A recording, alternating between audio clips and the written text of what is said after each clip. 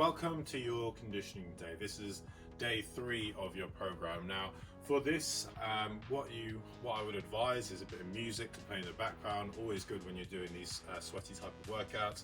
A timer, which I'm going to set up and talk to you about on the iPad, and then a piece of paper and a pen, just quite simply to track your score. So we're going to be doing what's called an EMOM workout. You might have heard this buzzword pop around all over on Instagram or social media. Now this is a type of format of workout that was popularized by CrossFit.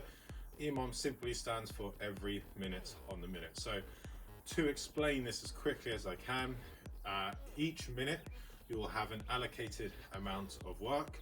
This could be amount of reps. In today's example, we're going to do max reps in 40 seconds of that minute. And then for the remainder of the minute, so 20 seconds, you're going to rest before moving on to minute 2, which will be another exercise where you'll do another 40 seconds for max repetitions of that, 20 seconds rest. In today's particular workout, we're going to be doing 4 exercises and we're going to be doing it 4 times around. So I'm going to go through each of the exercises, each of the technique quickly, then I'm going to set up the timer, and then we're going to do the first round, just so you guys really understand what you're doing. First, let's talk about setting up the time. Now, of course, you can just do this on your phone using the kind of classic stopwatch and just count over the time as yourself. But I recommend downloading a really good app which is completely free called Interval Timer. All one word, it's got like a blue background, and from here you can set up your workout so the buzzer dings and you know exactly when to work and when to rest. Okay, so we're going to click the clock in the top right corner. We'll go for simple is just fine in terms of the format, and because we're doing 4 minutes, 4 rounds, that's obviously 16, so we're going to go 16 sets in total. So if you want to change that number to 16, we'll do the first interval as high instead of low. Now that, as you can see, under the high intensity, we'll go for 40 seconds, which is the work rate, and then for the low intensity, the rest, we'll go for 20 seconds. Okay, warm up, I'm just going to literally set to 10 seconds, just more as a countdown to count me in, because hopefully you would have done your warm up already at this stage. We are not going to repeat, and then we'll do cool down. Really doesn't really matter too much. I'll just chuck 2 minutes on there. So you can sit and stretch, and we'll give you a timer. So that should be done. So how does that look? We'll just go save as new, and perfect. So with the 10-second start and the 2-minute cool down, that's a total minute of total workout of 18 minutes and 10 seconds. So that's what you should be having on your screen. Cool. So that's all ready to go. Turn the volume up there to max. Now, let's talk about the 4 exercises. So starting off nice and simple, we're going to go through the air squat. So we've done this loads in the warm up. Let's make sure that we get that full range, full extension at the hip. Second, we're going to do what's called a frog sit-up. Now from here, you're going to be lying down on your back. You're going to have the bottom of your feet touching each other, and you're going to make sure you touch overhead, and you're going to touch your feet. That's one repetition, touching overhead, touching your feet. Nice and simple. Thirdly, we're going to do prisoner lunges. So prisoner lunges is basically hands on head. You'll be amazed at how much harder this makes it. So stepping back knee kisses the ground, driving up, and I want you to alternate each time, like so. Full extension at the hip with each rep. If you're really struggling with this, by all means, feel free just to drop it down to normal reverse lunges, and prisoner lunges is something that you can work up to. Lastly, we're going to talk through burpees. So 2 variations of this. You have the harder version, which is the chest to floor, which is exactly what it says in the tin. So you're going to cup hands on the ground, jump out into the press up position, chest touches the ground, jump the feet back in the ground, and standing up tall, adding a jump. So now, a common mistake I see with this is that people often do a press up. That's not what it is.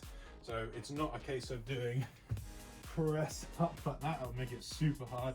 When you're doing your chest to floor, just think, relax down onto the ground and try and spring back up and jump. If you find that really difficult, then we can drop it down to what's called a high burpee. So essentially that's exactly the same, but not doing just the floor. So hands on the floor, jump the feet back, stand up tall at the jump.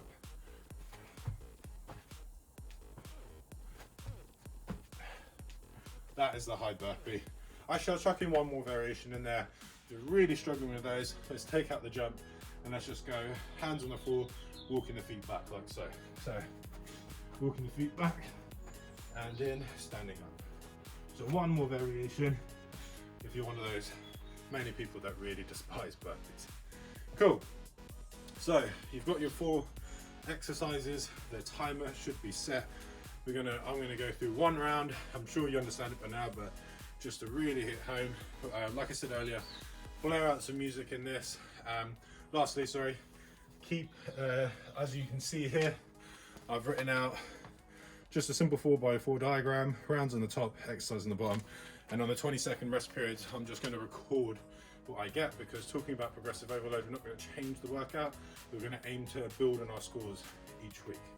So, without further ado, starting the timer now. I'm going to go for 10-second countdown, starting off with those squats first, and I'm going to talk you through some coaching points on how to approach your conditioning workout. And off we go. 1, 2. So the key with doing these conditioning workouts, and where most people go wrong, is that they go hell for leather right from the start.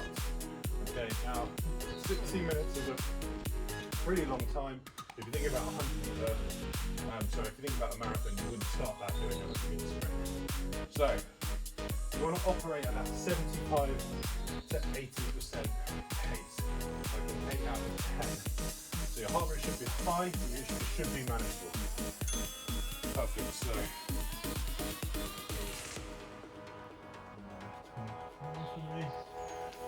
round 1. So 20 seconds rest. We're going to do frog sit-ups. Going in. 3, 2, 1.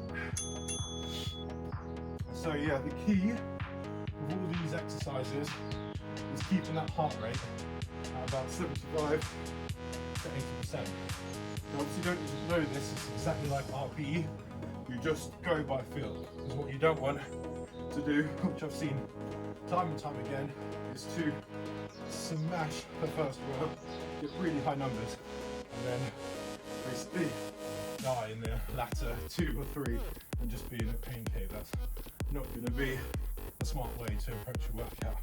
So finding that perfect biting point pace and trying to stick to it. If you've done this right, rest there, then your numbers should be pretty consistent throughout the full 4 rounds. Right, another 20 seconds of rest, going into the prisoner lunges next. My numbers down. 2, 1. Let's go. Now, on the note of finding that good pacing strategy, what you'll find is that some exercises you will find easy, so you can push the pace a bit more. So let's say squats is a really good exercise for you, then by all means feel free to go a bit quicker than you usually would and try and pick up the pace. But on certain exercises, so burpees is a classic one, you might really take out of you, so then dial it back. Know that to keep your heart rate at a decent point, you're going to need to dial back the pace, break down the movement a bit slower, so you don't go past into what's called the bridge zone when you're about 90%, and then you'll just crash and burn.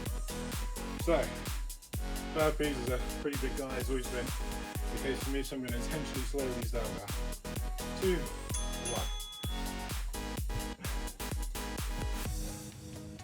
So the keys here, I could definitely go a lot quicker if I wanted to, but I know that burpees really get my heart rate up.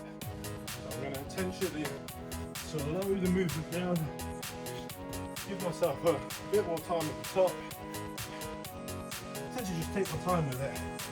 It's 40 seconds is a long period of time, so I can control. pace throughout.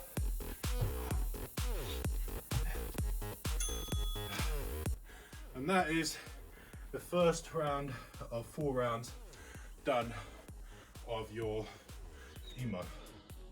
As I said, make sure you'll be amazed at how quickly your numbers will go up if you do this consistently every week for 4 weeks. So best of luck and let me know how you get on.